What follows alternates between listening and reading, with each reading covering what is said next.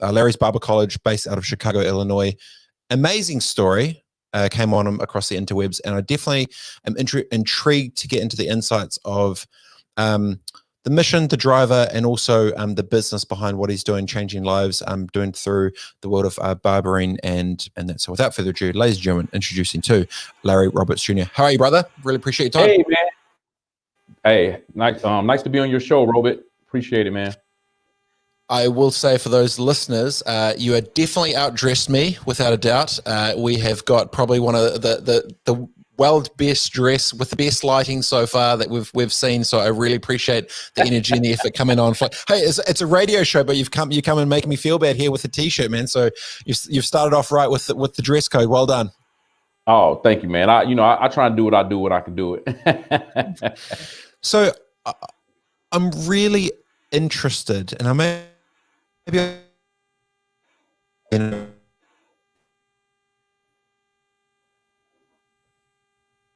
decisions, they've gone to some funky places.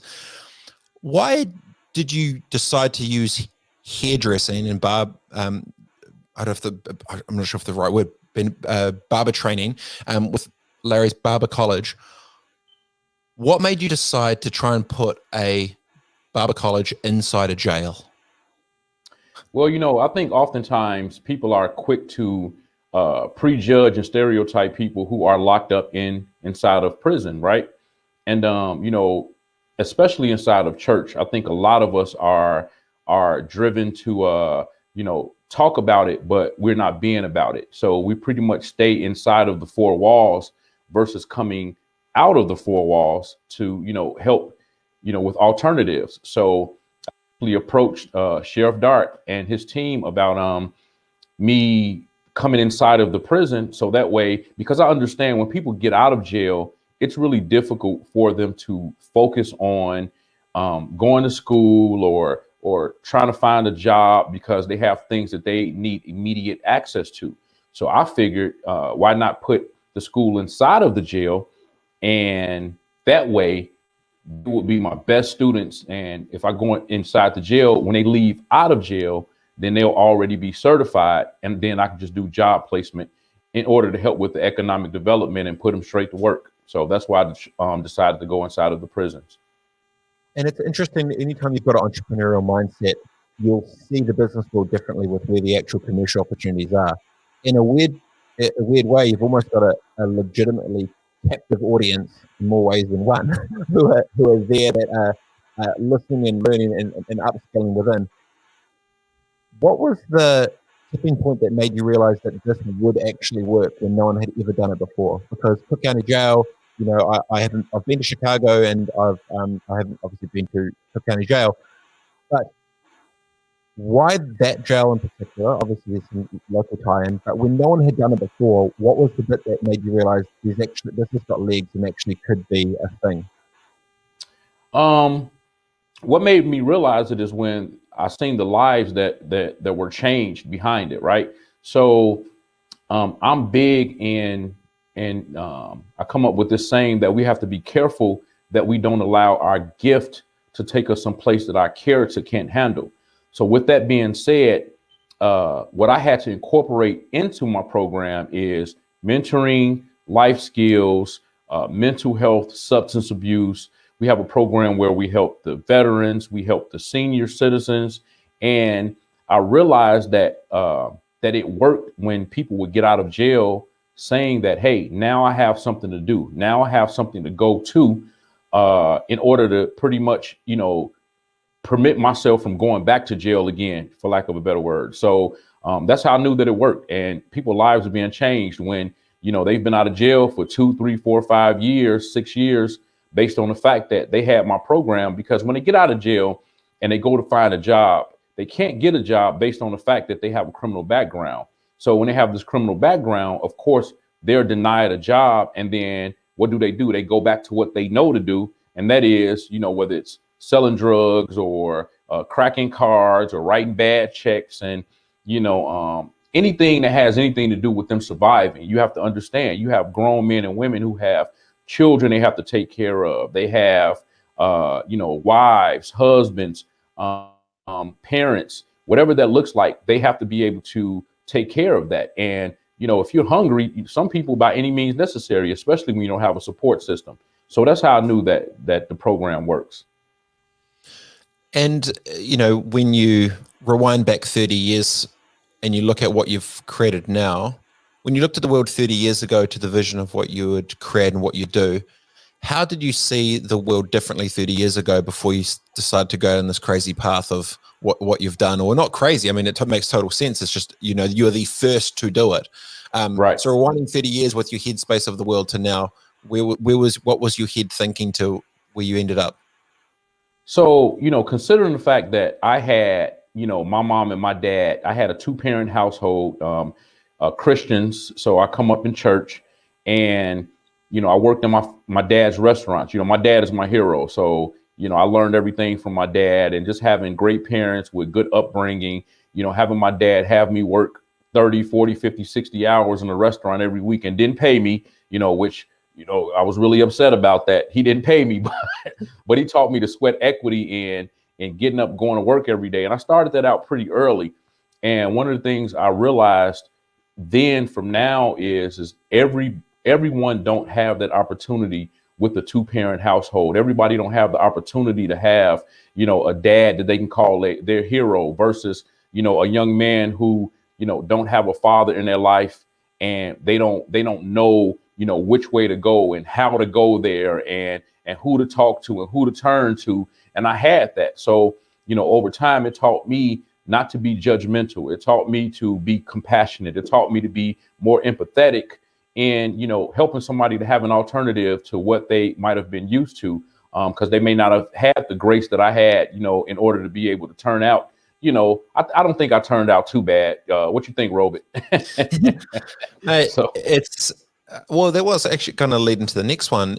The work that you do with Larry's barber school, it's not paid for. It's not funded. It's self-funded. It's free. Your time is sort of given there. So, what's the commercial model? Obviously, you've got is it the Data Foundation which sits behind it? Is that yes. right? I think so. Talk me through talk me through the commercial model of how you decided to set this thing up, because in your head clearly there's a rollout plan of how this is kind of either steamroll or license or expand out. From a strategic thing, when you looked at setting up the business to obviously go directly into community to help, how did you structure it in your head commercially that it would actually make sense for the time and the output and also the input that you'd have to do into it? Because I think the model of whatever you've kind of come up with, it would be intriguing to a lot of different listeners to be able to hear with some insights of how they can potentially structure the sort of business layout, looking at the ecosystem at the moment. Yeah. So for me, I don't sleep well at night. You probably can imagine why. So I don't sleep well at night because, I'm a visionary. My mind do not shut off. So I may get about 5 hours in, so to speak, but I'm always thinking, and I'm all like as to what's next, right? So with that, I'm proactive. I'm licensed 22 states with my master license because of where I want to go, what I eventually want to do, the schools I want to open up in other states, the shops that I want to open up in other states, so to speak.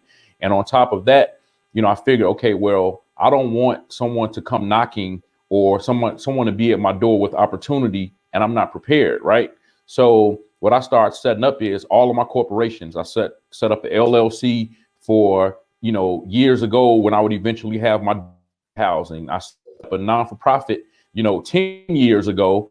So that way, I can incorporate inside of my curriculum in my schools, the mentoring and then the life skills piece, because I understand that you have to go through in order to get to, but how you deal with what you go through determines how you come out. So these are some of the sayings that I always say because it makes sense. So I figured, why not develop a non-for-profit so that way I could eventually, help on that end with going inside of the penal institutions, with going inside of the juvenile Department of Justice in order to help the youth. So that way I can kind of intervene, if you will, and catch them, while they're young, so that way they won't make it to the adult status as far as getting locked up in the county jails or, the state penitentiary, so to speak. So basically, I was just proactive in setting all of these things up. And now, voila, it comes to fruition with me being able to have dormitory housing, with me being able to be in, the penal institutions and things to that degree.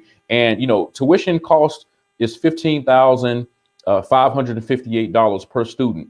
I've been in Cook County Jail now for over 10 years, close to 11 years, and I've been in the juvenile justice centers now for a year, going on 2 years, and I've never gotten paid to be there. It's hard. It's very difficult because, for me, I want it to be a circle.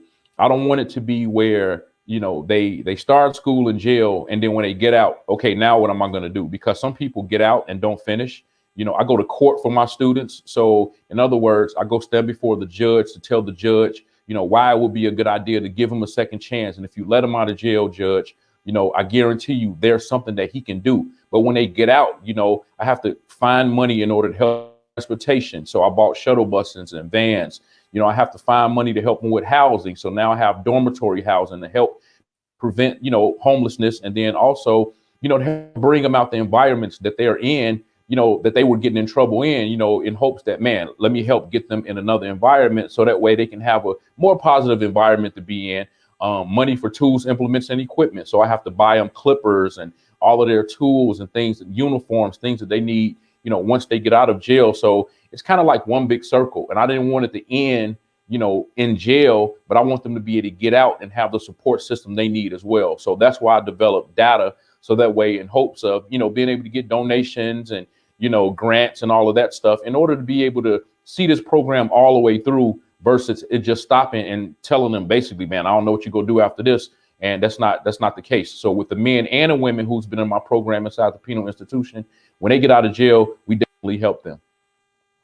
I think it's really smart because you're not thinking of it as a campaign, which a Coca-Cola or something will come through and they drop and then they bail. It's consistency, and you're essentially creating a fully integrated ecosystem. So it's the education, then you get the transition, then you get the support services around it. So you're kind of building a whole, and that was, I guess, where I was trying to get to.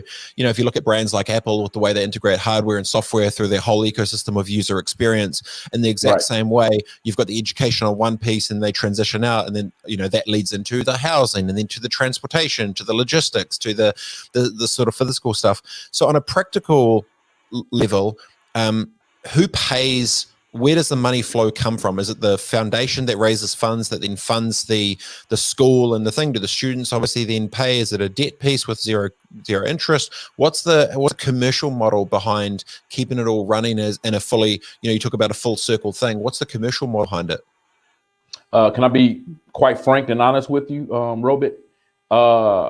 Data has yet to really raise any money like that because I believe I probably haven't had the right platforms or the right situations, which I believe is coming up soon, in order to be able to raise the money I need in order to support this. So my for-profit, which is LSC Enterprises, Inc., my for-profit actually support, and LBC Properties, LLC, those are my other corporations.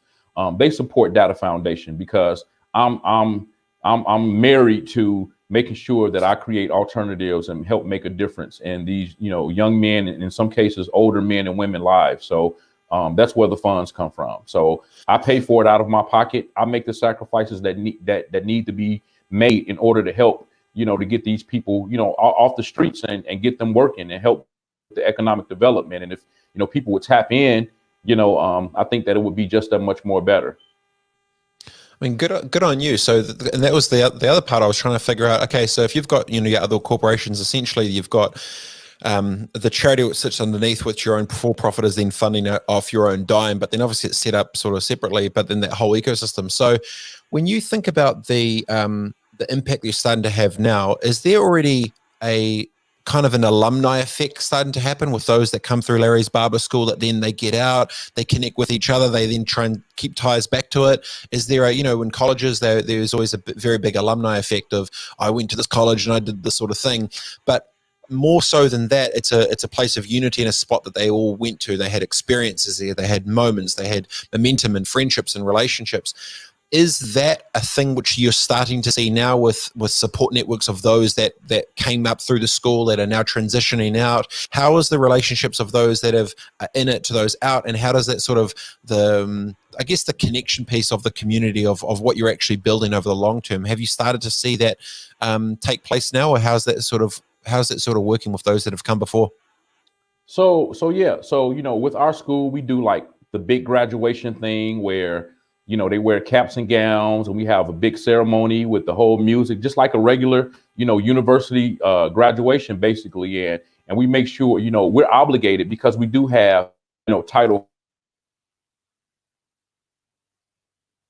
for, we're obligated to do job placement, so to speak. We're obligated to do job placement. And, we keep a connection with the people who, have come and gone in order to make sure, hey, they can come back, because some of these people are shop owners. So they end up needing people to work inside of their shops. So they come back, they visit. I have a lot of other things. I have a reality show that I believe is going to get picked up. So, it's things like that we go back and, we get people, or they come in and they want to be a part of it. So I tell my students all the time, I'm not doing this for me, because I've been cutting hair for an awful long time, and, I'm that guy who 4 o'clock in the morning, I'm cutting hair until 10 o'clock at night, not eating until I get off work at 10 o'clock at night. Sun up to sundown, basically, is how I did it. I used to cut between 25 and 38 heads every day. The most heads I ever cut in one day, was 48 heads. And I know that, everybody's not built like that, so with that being said, I've kind of been there, done it, but still doing it. And I feel like everything that I'm doing right now is for the community. It's for us as a whole. So to answer your question, I kind of took the long way around that, but to answer your question, it's kind of one of them things where I have a lot of stuff going on to make them want to come back, to make them gravitate to me. And I'm not that person who, I'm not trying to be on this mountain, unreachable. I'm not that guy at all. I'm no different than nobody else. I just feel like God just blessed me to be in a position, and I'm going to be a good steward over it and continue to make sure, I do right, because a lot of people, destiny is connected and tied to me. So I have to do what I'm supposed to do in order to make sure that, people don't fall by the wayside because I didn't do my job and my due diligence. You mentioned the word destiny. When you think about, you grew up with religion, your dad was your hero. You're now creating this ecosystem of change for those that have made bad decisions. When you 30 years ago, you saw the world a certain way. You've got a vision. You were saying, you're licensed in 22 states. You've got an ecosystem with how this could roll out. Fast forward 30 years, what does this thing look like in your head? How does this play out? You'll still be rocking around, maybe only cutting maybe 5 heads a day, maybe not the 50 or whatever, but talk me through where you see this thing going in the next 30. Well, I don't cut hair full time anymore because I don't have the time to. I'm with this hair care industry, I feel like, I humbly say, I'm kind of one of them guys who I've helped take it up to the next level. I don't know if do you know what the red, white, and blue barber pole stand for? Robett? Originally, wasn't it doctors? It's one of the first professions. Yes. There was You're so smart, Robett. Oh my God, yes. My wife was a nurse. Nurse. So okay. But a little bit. I don't know as much, but I don't know them all. But I know one of them. I think was give me the 101 again. Go for it. I got you. Let me save you. Let me save you. So the red stand for blood. The white is for bandages. The blue is for veins, and the ball on the bottom is called a bassin. So we did minor surgeries back in the day. So the bassin was for bloodletting. So it was later on in the 1800s when they separated the professions, and they made a doctor, a dentist, and our professional name is a tonsorial artist. So that's the professional name for a barber. So with that being said, if you don't have a license, you literally can get arrested. It will be considered a misdemeanor, right? So what we do is very, very important. This is a $300 billion, if not more, industry. And I feel like in the direction that I'm going, even with having my own, green screen studio, a media room, so to speak, no barber cosmetology schools have that, dormitory housing. No barber school have dormitory housing, shuttle buses and vans. A barber school don't have shuttle buses and vans. You know what I'm saying? So it's not me trying to outdo anybody or trying to be better than anybody, but it's me just raising the bar. A lot of people think what we do, they're like, that's not a real job. But the reason they think that is because of our postures inside of the barbershop. What does that look like? Posture is, what type of music do you play inside of your barbershop or your salon? Do you play music that's degrading to women or men? Do you play music that's so hype until it makes somebody want to leave out your barbershop and go shoot and kill somebody? What is your language like? What is your uniformity like? Do you have people standing in front of your shop that make people afraid to come and patronize your shop? So all of these things have everything to do with, and there goes that gift and character again. We have to be careful that we don't allow our gift to take us someplace that our character can't handle, because we service everybody. We are economy proof. We service doctors, lawyers, pastors, kids, men, women, you name it. People are going to always need our services. So where do I see myself, in the years to come? I see myself, man, just continuing to create the legacies that's needed in order to make sure that, people look at us and deem us important, versus saying, that's non-essential, which we are very essential. We teach about infection, disinfection, sanitation, all of these things, it's very, very important to, we can be responsible for people's death inside of our chair. That's why that barber pole is so important. And what we learn in our books is so important, because we have to learn about anatomy and physiology, bacteriology, electricity and light therapy. We have to learn about the skull, the cranium, and occipital and a temporal. Like, it's very, very important. HIV, we have to learn about malaria, hepatitis. So what we do is very, very important. So for people to hold that license, it's crucial. So if I can help these young men and women inside of these penal institutions to be able to obtain their licenses and to feel better about themselves and feel like they can write their own ticket, man, they can make six figures. Easy.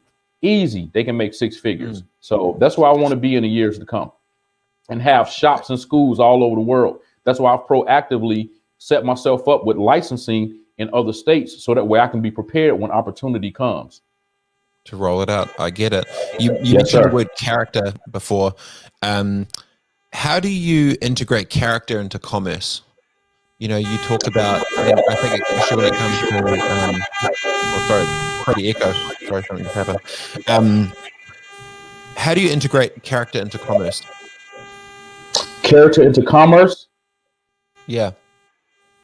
So basically, character into commerce, I believe that you have to, and it's funny because I just posted this, and I think this is very important, but you have to give your money instruction, right? Can you hear me, Robert? Yeah, I got you. Yeah. Okay, I'm sorry. Okay, I thought I lost you. No. Okay, No, we can go for it. Yeah. So you have to give your money instruction in order what to do. What does that mean? Basically, what that means is I tell my students in orientation, don't come to this barber school focused on being the best barber. I said, because I've been cutting for 34 years, and excuse my expression, I said, but I'm a dog with the clippers. So in other words, I feel like I'm very good. I love what I do. First of all, I love what I do, and I understand hair. I feel like there's no type of hair that I can't cut. I'm just good at what I do. That's just bottom line. So with that being said, if you're just starting barber school in the 10, 11, 12, 13 month time frame, I'm sorry, but you're not gonna get where I am in that time frame. Not even in 5 years, as it relates to skills. You may start inching up close, but nevertheless, I tell them, focus on succeeding. What does that mean?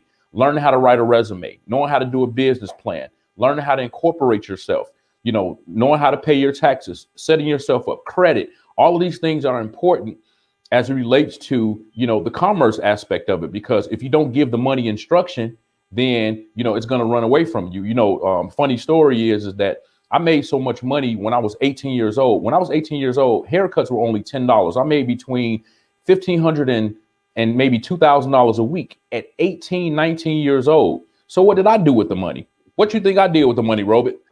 Ball out. Huh?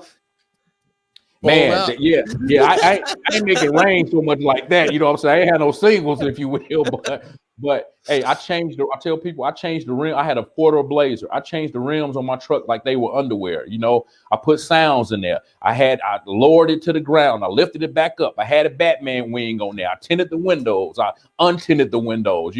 I went shopping all the time. Had alligator shoes, suits made. Like, man, it was ridiculous. I even went to try to buy a dog thing. You had alligator shoes at 18 years old? Man, alligators. Yep, I was having suits made 18 years old. Gators. I had the orange gators. I had the burgundy gators, the lime green gators. I mean, man, that's what I did with my money, man. So live the dream. I get it. Structured, absolutely. Yep. But then I'm on the phone making payment arrangements. Like, hey, can you give me another week to pay my light bill? At the shop. So I didn't know no better. You know what I'm saying? So I commerce and character is very important. That's where that gift comes in at, because you can have that gift, but if your character can't handle it, that means being on time, obeying rules and regulations, just all of that stuff. It just makes sense, And I feel like had I gotten in my early 20s, what I'm starting to see now in my 40s, I probably would have goofed it up in my 20s because I didn't know how to handle it. You know what I'm saying? I thought I knew how to handle it, but I didn't know how to handle it. I didn't. I really didn't. Yeah. I've got this saying, currency reveals character. You throw a whole bunch of cash in the mix at a certain age, and you'll see how people roll, especially within business. Will someone screw a relationship over for 10 grand? Will they not? And I always thought about time a little bit differently. Someone screwed me out of a deal for 20 grand. It was someone close to me. It was a friend that made some bad sort of business decisions, and I thought of it differently. I thought, well, hey, look, if I'm 30 years old, I'll be in business till I'm 70. That's 40 years, 20 grand. That's only 500 a year. That's only $10 a week. That's the cost of 2 coffees. So he burned a bridge for the rest of his life for 2 coffees. And I thought of it, and someone's like, no, you need to sue him. You need to do this shit, blah, blah, blah. And I said, look, man, 2 coffees. Yeah, it's a different conversation. There's levels to this, right? And I think you think of time differently. But I wanted to rewind back a bit, because you talked about the space of the barbershop with the vibe of it. And so I'm from New Zealand. We've only got 5 million people, but I grew up a hip hop kid. I'm favorite. I grew up on Tupac, Ice Cube, Notorious B.I.G. Everything in New Zealand at that time, anyway, was definitely influenced from American culture for sure. So I grew up with it. And then New Zealand, the indigenous people of New Zealand are the Maori tribe, which is the cultural sort of indigenous people of New Zealand. So I'm part Maori, which I'm very proud of. And we've always got this very cultural thing where all of us, we're boys and bros, and we always talk shop, whatever, it's fine. I came over to the States, been to the States about 20 years or so, and about 10 years ago, came to San Francisco, and my brother-in-law, I said, hey, look, I'd never been to a black barber shop before, and I said, hey, I want to go to a black barber and I want to go to a white barber. And he's like, what are you talking about? I said, well, I've never been to either, but I just want to, I want to go to both. All right. So anyway, I go to the white barber shop down in Walnut Creek. It's a fancy, nice area, and I roll through, and it's there's the Wall Street Journal there, and everyone's kind of doing their thing, and it was a vibe. It was a very intellectually calm, curated space, right? Got it. And then he took me to the black barber, which is down the street in Concord, and I roll up.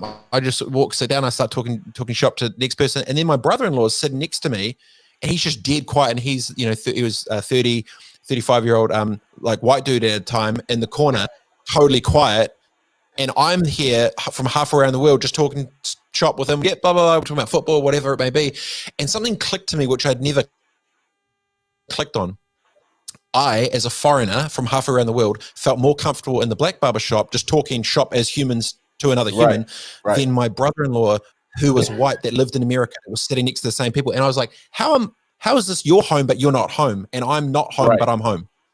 And it brought something really interesting I thought about of what you said about how they set up the culture within it. In a nutshell, so in New Zealand, mental health is starting to become a very big issue around the headspace of everything, right? And the barbershop, for where I go to back home anyway, it's always a safe space to talk about anything. Absolutely. And it feels like it's definitely very much the same thing it is in the States. How important do you feel that the safe space of barbershop actually is for tough men to talk about hard things? Because I think that's really, really important, which I hadn't actually thought about too much until, especially recently, thinking about lockdown and mental health and stuff as well. So talk me through that just for a second, because I'd be really interested in your thoughts. Yeah, well, tough men do talk about hard things in the barbershop, but they also talk about other things too, Robert, if you know what I mean, Yeah, I do. inside of the I barbershop. overheard the cats. Yes. But yeah, in a nutshell, so inside of the barbershop, basically, it's kind of like a safe haven. And it's funny that you asked that question, because I was just talking to staff, and I was talking to my students again, going back to that word posture, right? So when people feel like they're safe and they can trust the environment and they can trust, you as their barber, stylist, and all of that, they're more prone to, kind of open it up. Like the shop is where you talk about everything. It's like you talk about your problems with your wife or your girlfriend, or, your kids, or, hey man, work is difficult, or, you might not have no money for a haircut that week. But, if you were me, I'm like, man, come on, you've been shopping with me for years, man. You better come get your haircut on the house. So the barbershop basically definitely is a safe haven, and it's a place where people can just kind of let their hair down and just kind of like hang out in the shop. You know what I'm saying? You got some shops that have, I mean, I don't like it. I don't suggest it, but you got some shops that have pool tables. You have some shops that, they have a little something, a little wine for people to sip on and things like that, more high echelon shops, so to speak. So, it's to each his own, but I definitely think that it's a safe haven and a place where, people kind of gather around and just, hey, lay everything out on the table and just go for broke. Have you noticed in 30 years in the barbershop that the conversations of what's been discussed, let's say especially for 2020,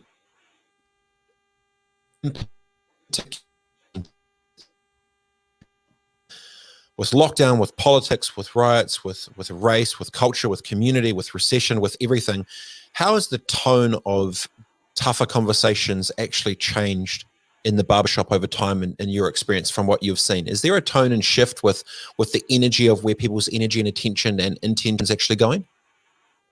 Well, I think the energy goes both ways, Robert, because of the fact that in most cases you really don't have, how can I say this? So with me growing up, I grew up, well, yeah, I almost said I grew up in the suburbs, but I claim the city because I don't like the suburbs. Let's get that straight for all of the listeners, right? I'm a city boy, but my parents had the lame brain idea for building a house out in the suburbs. So I had no other choice as a kid to follow them and whatever. So, but nevertheless, I was in the suburbs where there was a mixture of races, right? You had Asian people that used to be in my basement getting their hair cut. You had Caucasian people that used to be in my basement getting their hair cut. You had Hispanics that used to be in my basement getting their hair cut. So I dealt with diversity. And then when I opened up my shop, the same thing. I had teachers who came who were Caucasian, because I had the first black barbershop in Matson when I was 19. You had everybody from all different, ethnicities, if you will, that came and got a service inside of my barbershop. But in most cases, especially like in a city, you have black with black, you have white mostly with white, because you're African American 10 times out of 10 is probably not going to let a Caucasian cut their hair, not being, biased, but I'm not going to do it. I cut my own hair. So I hooked this since I've been 13. The Arabics are really good in cutting hair. I have some Arabic friends who, they're diverse. So they cut a lot of African American and different, nationalities. And then you have the Hispanic guys who they're very good as well. So they cut, a lot of different nationalities. So the energy, it really depends, because if you have, I don't want to say no names, if you will, because we know what's going on, in the world right now with a certain person whose number is 45. If we had to put it on their jersey, Robert, a certain person. So if you were in a shop of that dynamic, they would probably be with one accord, right, on the same page. But then if you come in a African-American shop, so to speak, that was predominantly, if not all, black, then, we're going to have a certain energy level, because we're going to be like, yeah, man, he needs to get out of there because, this, that, and the other. So, but the energy, basically, I think we all feel the same in that respect as it relates to everything that's going on in the world. Like, people don't understand, like all of the looting and, and all of those, basically, if you don't have anything to lose, then what will people care about looting? And I think at the end of the day, if I may talk about that, at the end of the day, it's kind of one of the things where they say, you're tearing up your own communities. But, in retrospect, the reality, Robert, of it is that we don't own most of the businesses in our communities. We probably only own 2 or 3% of the businesses in our community. And that really only, revolve around the barbershops, the churches, the storefront churches in most cases, and maybe a couple restaurants here and there. But other than that, we don't own the gas stations. We don't own the top end stores and stuff like that. So what is kind of like I think the attitude is what do we care about tearing up something that we really don't own and that's not ours? But then we have to go outside of our community to go to those same stores that we tore up, because we tore up the stores in our community and the seniors can't get to them. So, it's not right. But it's kind of like you kind of understand it. I wouldn't condone it, but you kind of understand why people do it, because it's like you're upset. It's like we do what we're supposed to do. We do what you asked us to do. We go to work every day. We work, but then you don't even want us to do that legitimately. You don't want to give us what we've earned. So people don't really care. So that's kind of really the energy right now. Yeah, it's a really interesting one. I was doing a little bit of digging on how the banks would essentially section off areas with where they wouldn't give loans to, which was purely race driven, which changed the whole commercial property structure around who could and couldn't get into businesses, and then the equity would build in those things to help them get cash flow to start their own businesses. And it kind of snowballed into basically non-white, non-black ownership of all the bricks and mortar, of all the residential, all the houses, and it kind of, weirdly enough, currency was used as a tool against race. Every country's got their own stuff. Like by no means, New Zealand is a small country, but we've had, everyone's had their own things. But I wanted to maybe just jump on that for a quick sec, because as an outsider coming in, I look at the ecosystem and I see the power and the shift. When you think about, you've got a change in leadership coming up, you've got a change in the dynamics of the energy where, it feels a lot more open, that people in positions that have platforms are really embracing the power that they truly have, whether it be LeBron in the NBA with the power of, helping, making the owners open up their stadiums for people to vote, and whether there's, all the different. It feels like there's a movement towards acknowledgement around the power of politics and the power of culture and community. When you look at the, I guess president number 46 that is rolling through, how do you see the shift of energy changing in those communities when they think about the future now with a different president? How do they feel about what's around the corner when it comes to politics in their community over the next, over this next term? Where's the tone?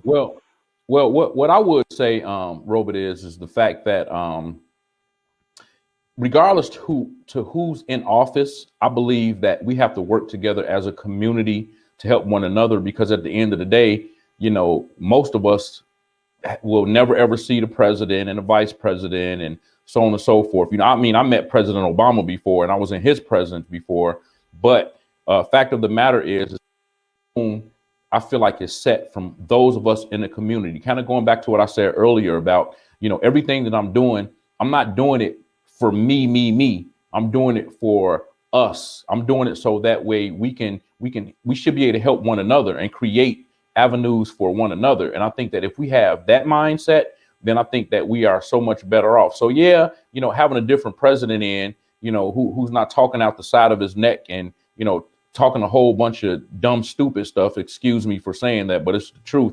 It's more somebody who's talking more sound, because in politics, it's kind of like, if you do this, you're going to get paid. And if you do this, you're going to get paid. But it takes somebody who decides pretty much which one of the best should you do in order to get paid. Like what's more sensible, what makes more sense.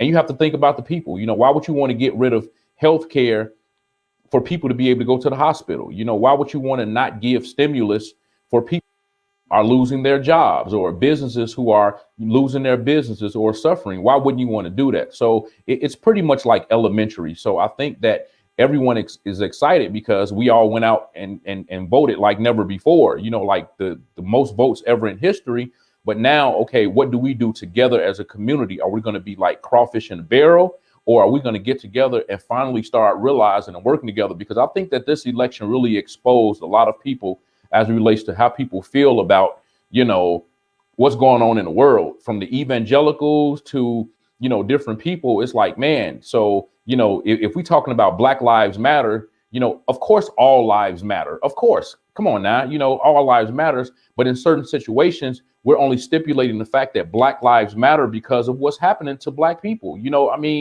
Like, come on, you can't, you get pulled over by the police and you're afraid to do anything because you don't know what's going to happen because of the color of your skin.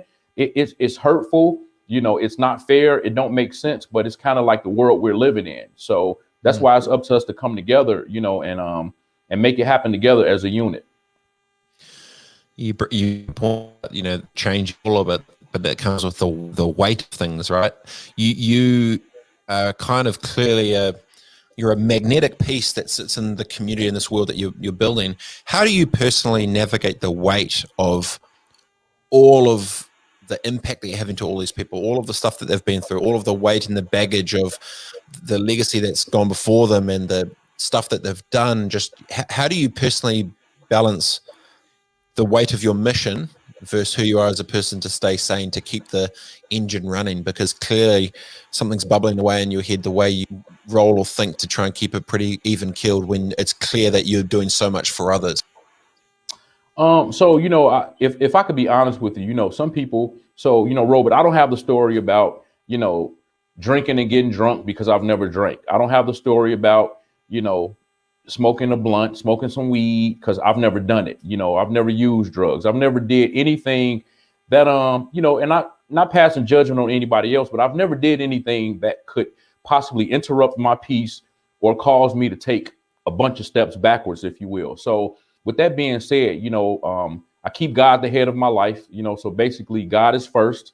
I try and have the stipulations of just some structure about my day to day. Of course, I pray every day, and I'm not all deep in all of that kind of stuff. But I believe that if we can put a lot of energy into everything else we do on an everyday basis, we can take some time out, to thank God for another day. I read me a few scriptures before our day starts just to kind of, feed positivity into me. And my mission is, my affirmation every day when I leave the house is, God, bless me and my family so that we may be a blessing to others, and I say, hey, today is going to be the greatest day ever, no matter what. Sometimes it end up being a very, very bad day, but I say today is going to be the greatest day ever. And I just know that as long as I keep doing what I know that I'm supposed to do, I feel like God will do the rest. I think I mentioned to you earlier that I wrote a book called Suicide is Not the Answer. And in my book, Suicide is Not the Answer, I pretty much expel my life in that book. I've been married 3 times. I got molested when I was a baby. At some point, I didn't want to live anymore. I dealt with suicide, thinking that, hey, my world is topsy-turvy. My world is upside down. And when that came out, people couldn't understand it because I never, I wore it well, so to speak. I fulfilled my obligations. I was always dressed up nice and smelled good and, drove a nice car, had my business I went to. I was in church all the time and I fulfilled my obligations and everybody else was satisfied. Everybody was taken care of.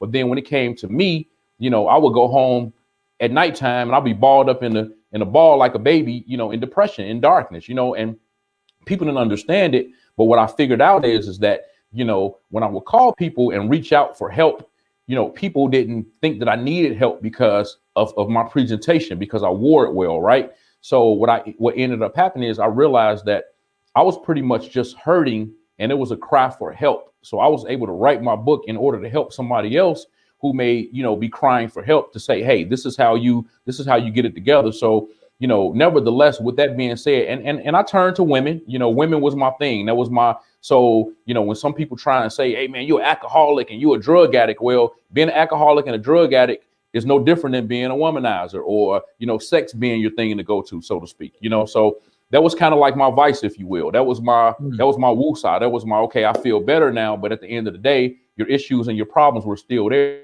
So as it relates to just kind of carrying the weight of the world on my shoulders, sometimes I feel like, that's one of the reasons that I developed data in hopes of, because, money, they say the love of money is the root of all evil. So I don't love money like that, but I know money answers, it answers a lot of questions and it solves a lot of problems, so to speak. So I feel like money in the right hands with instruction, as I talked about earlier, it would be put to good use. And with me, if I can just raise the money and get the money that I need in order to be able to continue to build my team, because I've made sacrifices to build teams to get me to this point. But if I had the resources and the finances, oh my God, like it would be amazing. Like I'm working on, and this is probably later on down the line, but I'm working on opening up my own credit union right now.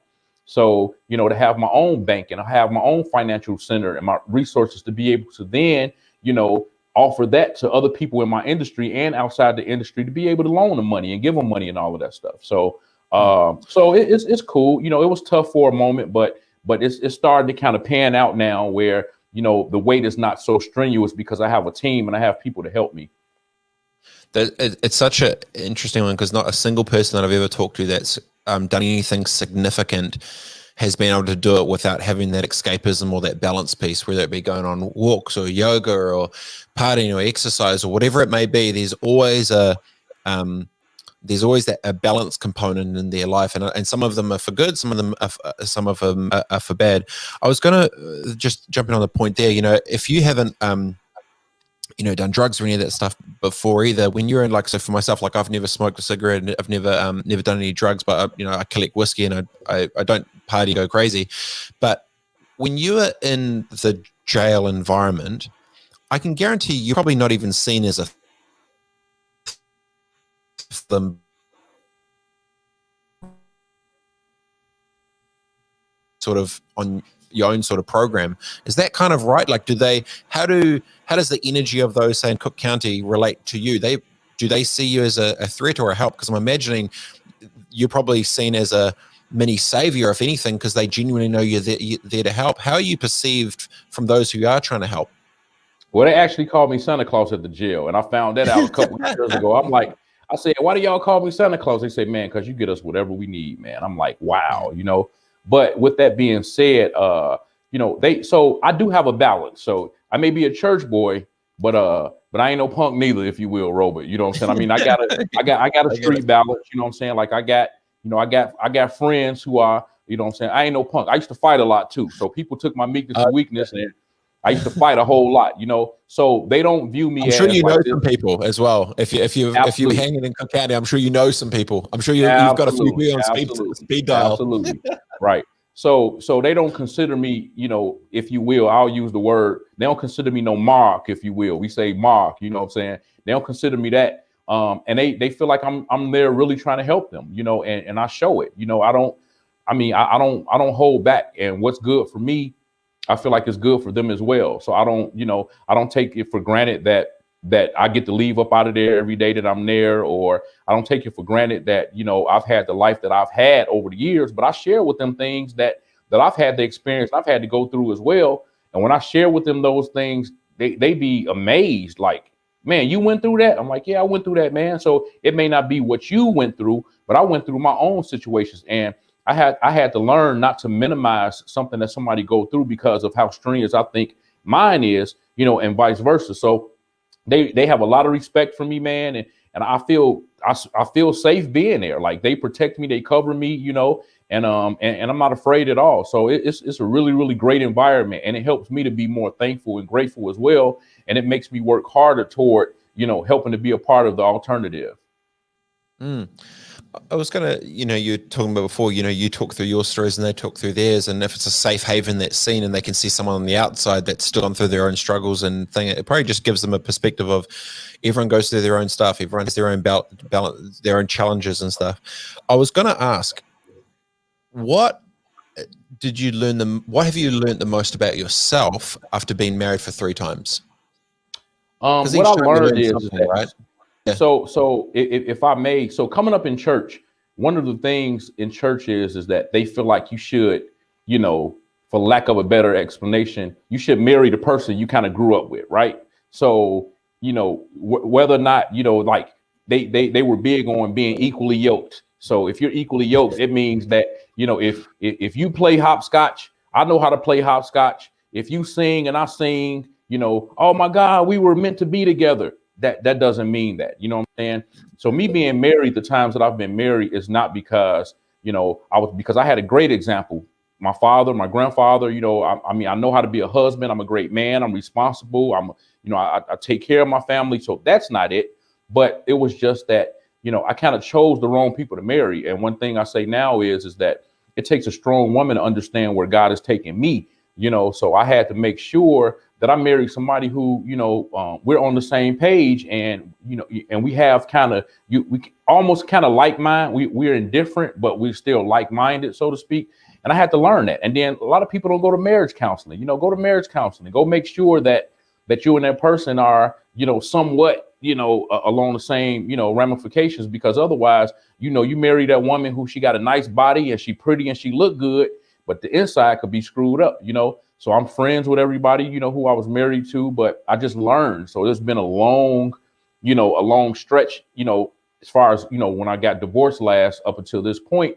But, I've been able to just kind of get me together and make sure that I'm solid, before, because hurt people, honestly, you know what I'm saying? And we don't have the room to receive, if you will, then you end up kind of getting with somebody and not really being able to give your all, or just kind of, let it all go, because you're shunning something, or you're afraid, about something. So I just pretty much had to deal with all of those things, deal with the baggage. So, Do you feel that you're this? I asked because I've got a friend who's been married. He's 54 now, I believe, and he's been married he just hit 30 years.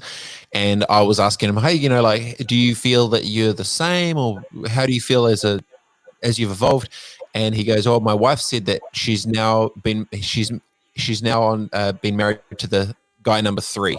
So she thinks that he's changed 3 times. There's the early 20s young corporate guy. I'm going to go kill everything and be the man and floss out with my, and my rah-rah shit. And then I've hit my 30s with being a kid, and I tried to reset a little bit. And now coming into the 40s and now 50s of being content with who I am, and kind of 3 different evolutions of him as a human.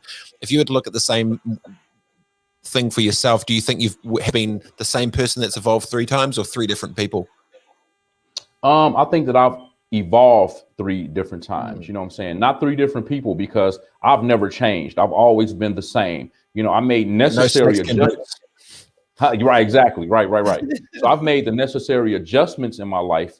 But as far as turning into a different person, no, not a different person, because I've always had the same morals and values. I've always been a respectful person. Same work ethics, my same belief in, God, and just kind of like my life, so basically I would say just the evolution of me, not the person, so to speak, is what changed. So where to from here? You're obviously, you don't sleep much. I'm imagining you probably have your phone next to your bed and you write down all sorts of ideas at all times of the day, and you'll be sending text messages everywhere like, hey, yo, we should do this thing. Oh man, blah, blah, blah. Like I definitely, I'm one of those. When you think about this next phase of where you're heading in the next 12 months, what are you the most excited about in the next 12 months for yourself? What I'm most excited about, Robert, is the fact that everything that I've tried to, I would say being in business for 28 years now, I think this 28th year during COVID is the most time and the most maximizing that I've done. I call what you call hitting the reset button. So I've hit the reset button really hard, and, I've maximized, where I'm going. I had opportunity when everybody had to sit down and take a break. I was able to just kind of think. And man, over the next 12 months, I believe that you're going to see me on TV, on some reality shows that I've done. I believe that, it's some other exciting things that I can't mention right now that you're going to see, kind of roll out. And when it roll out, man, it's going to be everything that I've prayed for, everything that I've been proactively setting myself up for. And I think it's going to be awesome. It's good on you, man. It's not often that people that have such a big community heart to give back have a commercial sense to be able to actually marry the two, where there's kind of impact and income. A lot of the time it can be some woo-saw at the bottom for the community, but without actual commercial nous to understand how the dollars are going to make sense for that to create it. But it's clear you're building an ecosystem for it that makes sense with impact. And I think what you will find over time is the legacy of those that have come through it, and that alumni effect of safety and security and a better way out for so many is going to be more of a legacy than I think you potentially realize now. So I really appreciate your time, Larry. If people want to come to your website, check it out, what can they go to, where can they go, what can they do if they want to check out who you're with? Yeah, so they can. I have an app, a Larry's Barber College app that people can download if you like to get information about me. But also, as you relate to data, if I may, if people would like to possibly give donations, or somebody would like to send a grant. I am a 501c3, so datafoundationinc.org. People can text and give. They can text 773-530-3999, or they can go to datafoundationinc.org. They can donate on that site and basically kind of see what we do, and I really appreciate you allowing me on your show, Robett. Definitely, it was my pleasure. Thank you. And, I look forward to possibly, being with you again, so to speak. Just let me know. But thank you so much. I really appreciate it. That's awesome, man. It's really good seeing people do good stuff, and even just the thinking that exists within you, I know can help a whole bunch of other people. And it's always interesting, the perception versus reality of stuff that you go through, and the things that you do and build for others definitely make lives better. And that's pretty awesome. So really appreciate your time, brother. Enjoy the day. You as well. Thank you, sir. Awesome. All right, there we have it, ladies and gentlemen. Dash Radio, Dash Talk X. Good day, good vibes, good time. Larry Roberts Jr. from Larry's Barber College. Enjoy the day. Adios. Robett Live, Dash Radio.